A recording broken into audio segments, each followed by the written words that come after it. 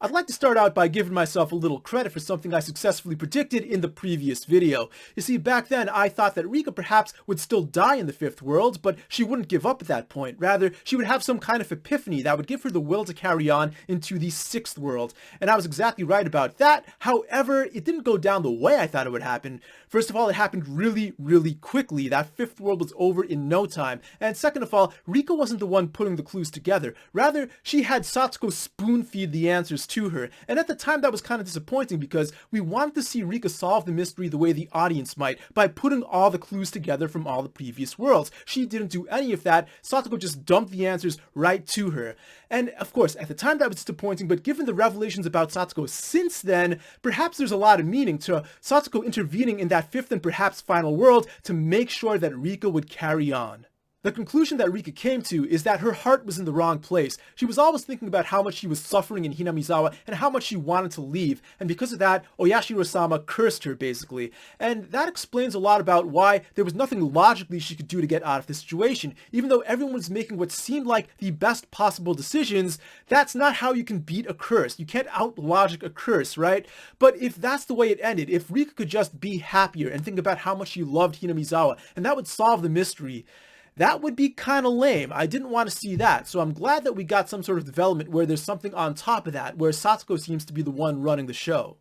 Rika confronts Mio, and Mio just confesses to everything. She just says that she's gonna leave town because she doesn't want to hurt anyone anymore. She just loves everyone so much now.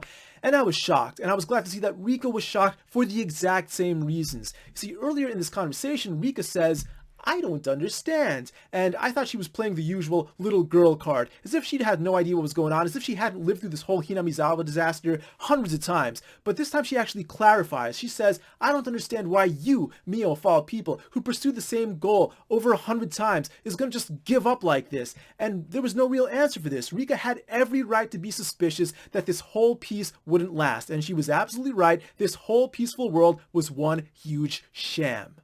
Rika suspected that someone else was rolling the dice here, and that person is revealed to be Satoko. Now, I guess there was one hint all along that might have pointed to this if you had read into it enough, and that is the two-handed Oyashiro-sama statue. Now, in the original world, of course, Oyashiro-sama has one hand broken off, and who broke that hand off? It was Satoko. So in this world, if we're playing according to Satoko's rules, perhaps that's one mistake that she wanted to redo, and that's why in this world, Oyashiro-sama's statue has two hands.